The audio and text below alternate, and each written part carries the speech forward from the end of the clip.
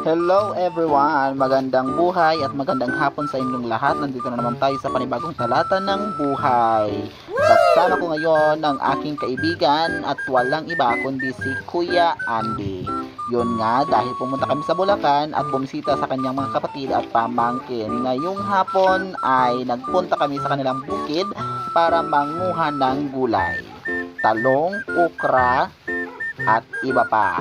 Sabi nga nila, para daw may ulamin mamayang gabi. Wow! O ayan, naglalakad na kami papunta sa kanilang gulayan.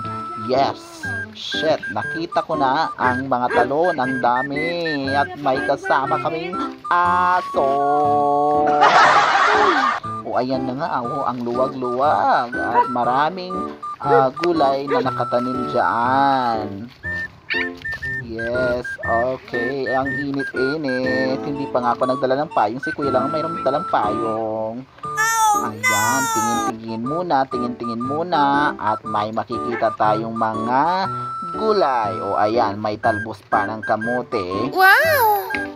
Dati daw may bahay daw sila dyan. Yun nga. Dahil malayo sa kabihas na, pinasira nila yung bahay. At ayan na nga, nakita ko na yung mga gulay. At si Mother may dalang bag 300k para lalagyan ng gulay. At ayan, marami na ako nakikita mga okra. Ayan si Kuya, ang ganda, fresh. At yun ang aso kasama namin. At ayan na si Kuya, ang fresh pa din. Ayan na yung kapatid niyang babae. Shit. Ayan na si Kuya din. Ayan ang kanyang mga pamangkin.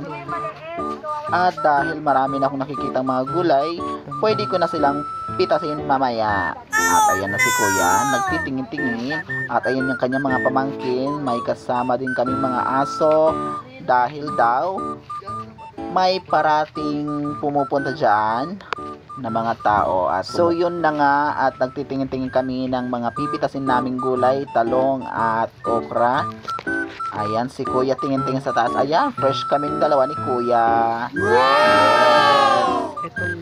For the guyan. Ayan, manguha daw kami ng talbos ng kamote mamaya. Sige Kuya, gulaban.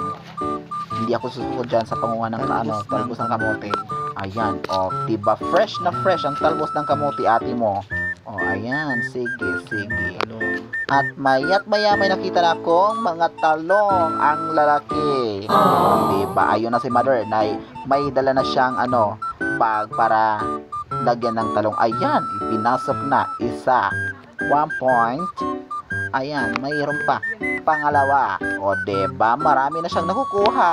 At maya't maya kami naman ang kukuha ng mga talong. Ayan na si Kuya. Fresh pa din. Ayun ang kanyang pamangkin. Sige Kuya, saan ka pupunta? At ako'y mangunguha ng talbos ng kamuti muna. Kasi marami-rami din akong nakikitang mga talong at okra. Maya't maya ay kukuha na din ako ng sili. Ayan, sili. Fresh pa din ng aking best friend. Ayan si Kuya. At mas fresh din ang talbos ng kamuti. Kaya hanggang dito lang muna kasi manguha ko ng talbos ng kamuti. Bye!